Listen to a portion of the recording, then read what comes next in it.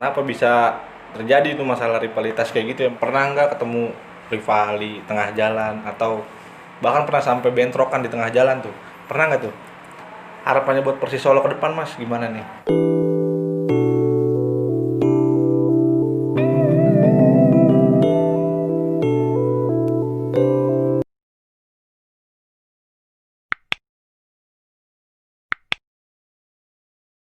Oke, selamat datang di konten Ngobas, ngobrol bareng supporter. Kali ini kita kedatangan bintang tamu dari salah satu pendiri ya Mas? Iya, Salah satu pendiri. pendiri Pasobek, Pasopati Bekasi. Apa sih itu Mas, Pasobek? Pasobek itu kepanjangan dari Pasopati Bekasi, Mas. Hmm, Pasopati Bekasi. Iya. Itu awal mula berdirinya gimana tuh Mas? Jadi awal mula berdirinya itu awalnya saya dari dunia maya ya. Dunia maya nyari beberapa temen yang orang dari Solo Hmm, yang suka Persis Solo. hmm, Nah, waktu itu saya ketemu dengan teman saya yang namanya Mas Joko sama Mas Agus. Mas Joko. Ya, sekitar 2011 awal lah ya.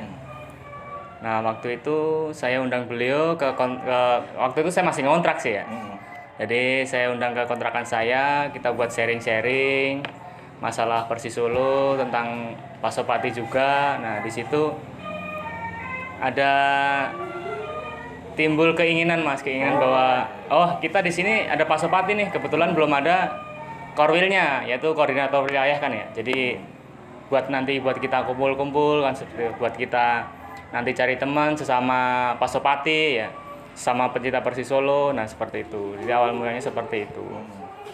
Jadi setelah timbul obrolan, nah semakin hari kan semakin banyak tuh orang-orangnya, semakin kita ngadain futsal bareng kan ya. Nah, setelah berjalannya waktu, nah ada dari beberapa orang yang menginginkan mendirikan Korwil Mas, koordinator wilayah. Koordinator wilayah. Ya, secara resmi ya, secara resmi dari DPP Pasopati Solo. Nah, karena waktu itu juga saya masih anggota Pasopati Jakarta kan ya, Pak. Karena saya kan kalau setiap kegiatan saya harus ke Jakarta terus. Nah, betul, jadi betul. dari beberapa teman-teman punya inisiatif buat mendirikan koordinator wilayah sendiri ya. Nah, setelah ada dari teman-teman ada masukan, nah kita ngobrol-ngobrol, jadi kita juga awalnya juga sharing dulu ke Pasopati Jakarta nih, gimana nih kita mau mendirikan Korwil sendiri gitu, dengan tujuan karena kan dari letak geografis dari Bekasi ke Jakarta kan jauh ya Mas ya, nggak memungkinkan buat setiap bulan kita harus kopdar ke sana, ngumpul ke sana gitu kan, kan setiap bulan pasti ada pertemuan kopdar itu. Nah, makanya dengan alasan jarak yang jauh, makanya kita sharing sama Pasopati Jakarta buat mendirikan Korwil sendiri. Nah, setelah ada sharing dari Pasopati Jakarta, kemudian kita ke Solo, Mas. Karena kan induk Pasopati kan di Solo ya, DPP Pusat. Nah, kita sharing-sharing dulu sama teman-teman dari Solo, terus kemudian minta izin sama waktu itu Pak Bimo Putranto selaku Presiden Pasopati Solo. Nah, setelah kita minta izin, kita disuruh bikin proposal Mas. Proposal dalam artian visi misinya Pasopati Bekasi itu apa, anggotanya siapa aja, dan suku-sukunya di mana aja. Karena kan setiap korwil itu ada persyaratan khusus dari PBB itu harus mempunyai beberapa suku Mas. Jadi awal kita mau berdiri, kita harus ngumpulin setiap anggota. Kita data nih dari suku mana, misalkan dari Tambun, kan Tambun itu maksudnya suku ya. Suku Tambun, suku Cibitung, Wilayah. Kalau kita masuknya suku. Suku. Kalau wilayah, kalau kita itu namanya ya Bekasi ini wilayah. Cuman di bawah wilayah kita adanya namanya suku. Nah, suku Tambun, suku Cibitung, suku Cikarang, suku Bantar Gebang, dan waktu itu juga dari Kerawang juga masih ngikut sini Mas. Karena waktu itu Kerawang juga belum berdiri. Jadi masih nginduk ke Pasopati Bekasi. Oh, jadi kayak diambilin satu-satu nih dari Bantar Gebang siapa, Iya. Tambun siapa, untuk bikin korwil di daerah masing-masing. Ya, itu beserta anggotanya ada berapa orang. Nah, kita harus jelas juga namanya siapa, Oh, jadi asal daerahnya dari mana gitu harus ada dari Mas. masing-masing suku itu udah ada nih sebenarnya nih. Ada. Yang mau jadi lu korwilnya gitu. Udah Iya, ada. Oh. Jadi namanya ketua suku. Misalkan di Bantar Gebang ada nih ketua sukunya si A. Anggotanya sekian-sekian. Nah, nanti ada lagi ketua korwilnya yang menaungi suku-suku tersebut, Mas. Seperti itu. Jadi intinya menyatukan satu hobi lah gitu. Iya. Biarpun satu gitu. Sekarang juga udah banyak lumayan lah ya Mas ya. Ya, sekarang ya alhamdulillah waktu itu juga kita pas pertama peresmian korwil juga kita dihadiri langsung Mas dari DPP Solo. Jadi datang ke sini dari ya. Solo.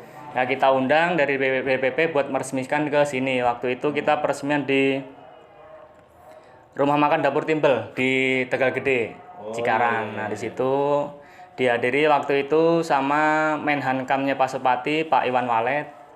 Terus sekjennya Pak Anwar Sanusi sama Dirijen Pak Supati Mas Mariadi Gondrong. 3 orang datang langsung ke Cikarang buat meresmikan korwil ini. Langsung dari Solo tuh. Langsung Mas ya. Oh, iya. Gitu. Nah, terus Mas, suka dukanya selama jadi supporter Persis Solo ini Mas, gimana tuh? Ya suka dukanya sebenarnya banyak ya. Ya diantaranya karena kita ini kan Pasopati yang di perantauan ini. Kita di perantauan, sedangkan kita tim kita di Solo nih Mas.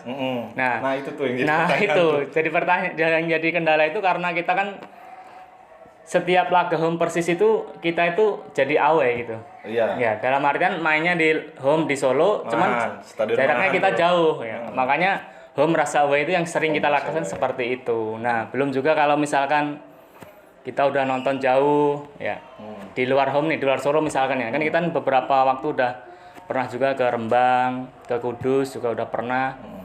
Udah kita jauh-jauh nonton, nah di situ tim kita kalah. Nah situ kan pasti kan rasanya duka itu pasti. udah kita udah jauh ya, udah nyewa mobil, Iya. udah perjalanan berhari-hari kita nonton sepak bola. Nah di situ kalah. Nah di situ rasanya itu kayaknya udah sedih banget itu Mas. Tapi kembali ke karena loyalitas itu ya Mas. Ya, karena loyalitas. Itu awalnya tuh masalah hasil akhir mah.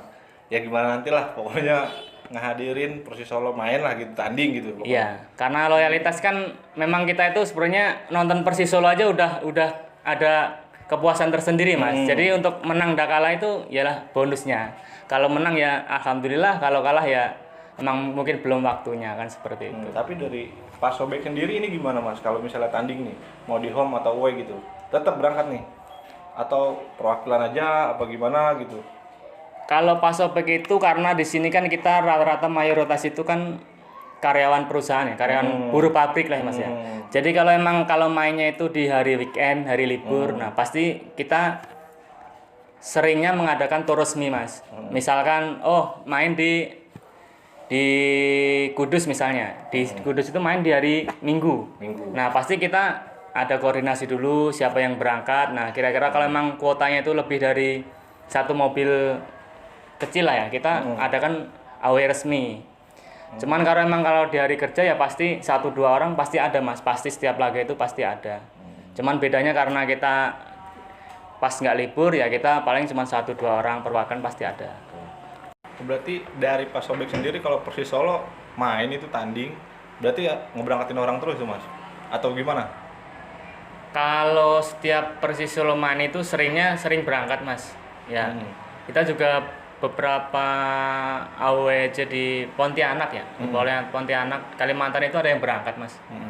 Emang nggak banyak ya karena di waktu itu juga karena hari kerja ya. Karena hari kerja mungkin nggak sebanyak sama hari libur. Nah kalau hari libur kita pasti ngeberangkatnya lebih banyak Mas orangnya gitu. Oh iya. Gini Mas, lanjut ke masalah rivalitas nih Mas. Iya, Masalah rivalitas. rivalitas ini. Kan di sepak bola ini masalah rivalitas nih, waduh, lumayan lah. Kalau dari Pak Sopati sendiri gimana nih Mas? Kalau Masalah rivalitas nih. berbicara rivalitas sih Mas, karena saya kapasitasnya kan korwil ini ya, bukan tanda kutip Pasopati keseluruhan ya. Betul, betul.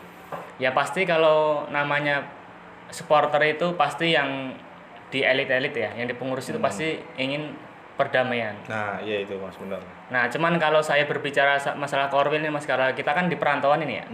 Perantauan itu mungkin rivalitasnya itu berbeda sama yang di daerah. Iya, beda. Dalam artian karena kita di sini emang tujuan pertamanya itu ya emang karena cari nafkah lah ya buat keluarga. Nah, mungkin kalau seperti ini kan hanya sekedar hobi.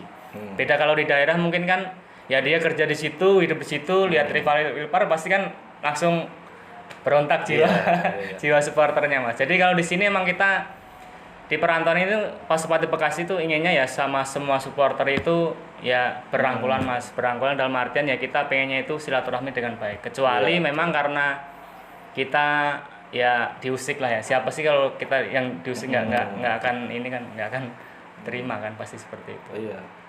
Berarti harusnya itu supporter sepak bola itu kembali itu Mas, sepak bola menyatukan semua gitu berarti kan ya, bukan masalah rivalitas ini nih.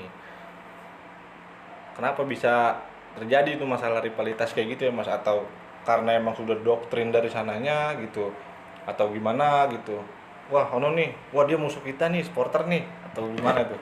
Rivalitas itu awalnya emang dari udah lama ya Mas, dari yang mungkin yang senior orang supporter yang udah lama. Nah sekarang kan mungkin yang udah lama udah nggak aktif lagi. Sekarang ada yang baru lagi yang dia lebih muda kan, jiwanya masih labil kan seperti itu. Jadi mungkin masih mencari jati diri lah ya, jadi diri seorang supporter mungkin seperti itu. Tapi ya kembali lagi Mas, pasti juga setiap orang itu yang mungkin dia udah berkecimpung di supporter lebih lama, mungkin ya pasti juga dia ada rasa ingin lah sebenarnya itu, emang pengennya itu kita semua supporter itu bersatu lah, supporter itu bersatu biar nggak ada kerusuhan lagi, nggak ada korban-korban lagi, pasti seperti itu. Tapi juga pasti setiap supporter pasti ada seperti itu. Cuman karena kita kan Pasupati ini kan supporter yang besar Mas ya, jadi nggak bisa kita semuanya berbicara hal yang sama, dalam artian misalnya kita dari pengurus berbicara perdamaian, cuman beda lagi sama yang di grassroots Mas, yang di bawah. Ya, karena kebanyakan seperti itu Mas. Jadi dari petinggi-petinggi nih sudah ketemu nih, dua rival nih, si A, si B sudah ketemu nih. Tapi yang di bawah nih dari perbatasan, kayaknya agak berat tuh begitu tuh, masalah yang ABG inilah pokoknya, oknum. Ya. Jadi harapannya buat Persis Solo ke depan Mas gimana nih? Harapannya buat Persis Solo ke depan itu ya kita sebagai supporter itu berharap ya yang pertama Persis Solo lebih baik Mas, lebih baik dalam artian yang pertama kita nggak usah jauh-jauh lagi ke misalkan ke permainan dulu lah, ke manajemen dulu. Ke manajemen itu harapan kita sebagai supporter, saya pribadi itu pengennya itu manajemen yang profesional Mas. Betul. Karena nanti dari manajemen yang profesional nanti di situ akan ada klub yang profesional juga, dalam artian mungkin dari segi penggajian, dari segi fasilitas sebagai klub, tempat latihan ataupun yang lainnya, ya harapan saya lebih baik dari yang sekarang. Dari pembelian pemain juga. Iya, pembelian pemain juga. Intinya arahnya ke prestasi tim lah, gitu Mas ya. Harapan supporter tuh di mana-mana ya. Iya. Ya kayak gitu. Terus dari Pasobek ini nih Mas, ini Pasobek tuh kumpulnya gitu ya maksudnya. Itu di acara apa tuh Mas? Dari semua korwil bisa berkumpul di satu tempat gitu. Kalau Pasobek itu sebenarnya kan kita ada agenda rutin Kopdar Mas, Kopi Darat ya, Kopi Darat setiap bulan. Kita itu sekarang ada tempat nongkrong sendiri itu di Cafe Toranaga di Ruko Tambun. Oh, daerah Tambun. Ya, depan Medland itu. Nah, di situ kita itu ada agenda rutin yaitu Kopdar bulanan, yang mana nanti kita bahas mungkin ya topik-topik atau info yang terkini yang terbaru lah di waktu itu juga. Nanti kalau ada masalah, ada keluh kesah dari beberapa suku, nah nanti kita dapatkan di forum tersebut gitu. Ini sepak bola berhenti gini gimana Mas? Silaturahminya nih antar supporter nih, Pasobek khususnya. Kalau seperti pandemi ini ya, COVID-19 ini kan kita bola juga berhenti ya. Ya, pasti juga kita udah ada rasa kangen ya untuk mendukung tim. Itu juga berdampak sama yang saya bicarakan di awal tadi, masalah Kopdar. Jadi karena kompetisinya berhenti, ini juga waktu-waktu ini memang karena ada himbauan dari pemerintah kan ya, tidak boleh berkumpul. Jadi untuk emang sementara waktu ini kita juga nggak ada pertemuan Mas untuk sementara. Gitu, iya. Oke, lanjut Mas. Pengalaman away ini Mas, gimana Mas? Pengalaman away, pernah nggak ketemu rival di tengah jalan atau bahkan pernah sampai bentrokan di tengah jalan tuh? Pernah nggak tuh? Kalau supporter itu pasti ya supporter basis besar ya, pasti ketemu rival, bentrokan itu pasti sering Mas, sering. Mungkin misalkan contoh yang terakhir itu kita away ke Bantul.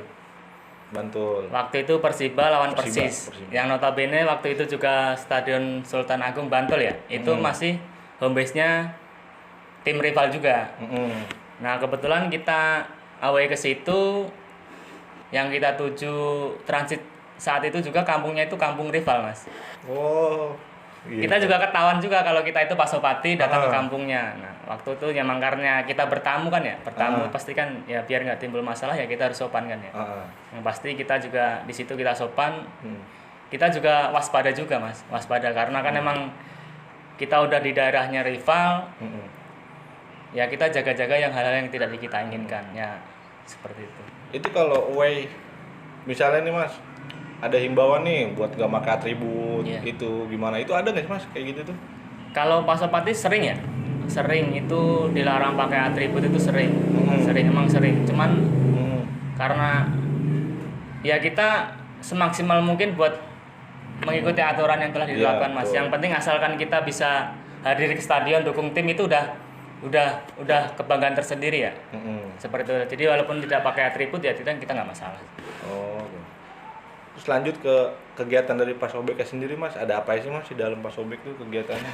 Kegiatan Pasobek itu di luar intern kegiatan Korwil sendiri ya. Kita beberapa dulu awal-awal kita berdiri juga kita pernah membentuk paguyuban supporter. Paguyuban supporter yang di perantauan, Mas.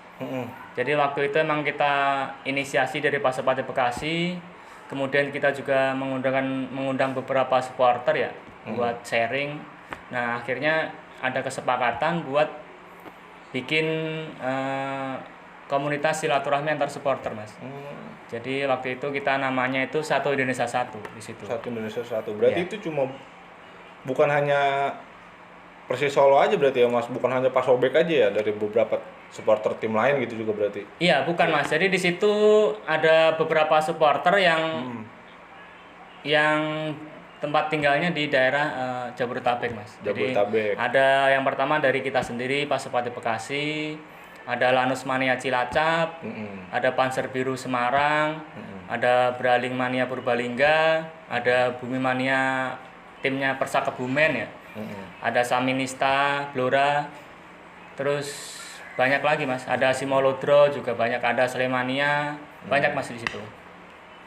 Ini Mas buat pesan-pesannya nih Mas buat supporter yang lain juga Mas.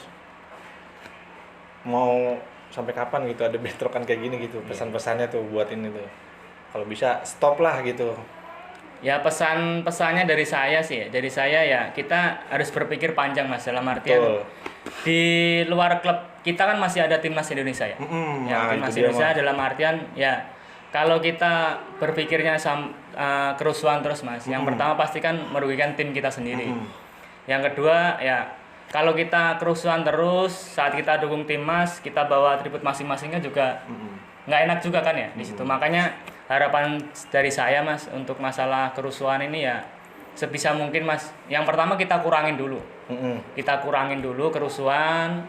Ya paling nanti lambat laun ya mudah-mudahan sih walaupun emang tanda kutip namanya rivalitas itu kan emang berat ya, dari butuh kerjasama dari semua pihak, semua elemen ya. Kalau dari saya pribadi sih ya emang kalau dipikir-pikir emang nggak ada gunanya lah seperti itu Mas ya. Jadi intinya mah kesadaran masing-masing aja gitu ya Mas, kesadaran masing-masing. Mau sampai kapan sih kita away ke rival gitu? Jangan ada himbauan, gak usah nonton. Iya. Bahaya di sono gitu kan. Maksudnya kan semua pengen nih satu stadion nih, klub mana main, satu stadion gitu. Ngadu chance biasa 90 menit lah. Ya, di luar itu kita saudara lagi, Satu Indonesia Satu tadi tuh. Iya, yang kita sampaikan. Makanya kalau kita banyak rival kan kita juga mau nonton kemana aja kan juga was-was pasti Mas ya. Jadi nggak leluasa gitu. Juga sama nanti kalau misalnya kita rusuh, nanti klub kita kena denda. Betul. Ada larangan atribut, ada larangan untuk datang away kan seperti itu. Jadi kalau emang banyak rivalitas itu emang kerugiannya itu emang banyak Mas di mana-mana. Jadi dari supporter itu maunya tim kita tuh prestasi, semua dituntut segala macam kan, sedangkan dari kitanya juga kok kesadarannya masih kurang gitu loh. Iya. Bentrok kayak gini kan yang dirugiin kan klub juga. Iya. Iya, kembalinya ke situ. Oke Mas, semoga bisa ini Mas, bisa damai lah supporter-supporter Iya. ini yang masih menganggap rival, masih sering bentrok di jalan gitu. Maksudnya udah banyak gitu kasus kekerasan terhadap supporter tuh. Ya makanya saya dalam kesempatan ini Mas mengajak semua supporter lah. Entah itu supporter mana aja, terutama dari kita sendiri dulu ya, dari Pasopati ya. Jadi marilah kita bergandengan tangan, berangkulan sama supporter manapun ya. Karena kerugian yang saya sampaikan tadi di depan ya. Terus kemudian kan tujuan kita kan sebenarnya di sepak bola kan hobi ya Mas ya, hobi kan. Jadi intinya nggak ada lah cari-cari musuh tuh nggak ada. Iya. Makanya saya harap semua elemen supporter di Indonesia itu bersatu Mas. Iya, intinya satu lah, cuma buat demi kemajuan sepak bola Sepak bola Indonesia, juga, gitu. iya benar itu Mas. Ya. Oke, cukup. Makasih ya Mas. Iya, Makasih sama-sama. buat infonya. Ya terima kasih. Makasih juga udah jadi bintang tamu. Oh, bintang tamu. Iya. Iya. Makasih ya Mas. Iya, sama-sama Ya. Mas. Ya.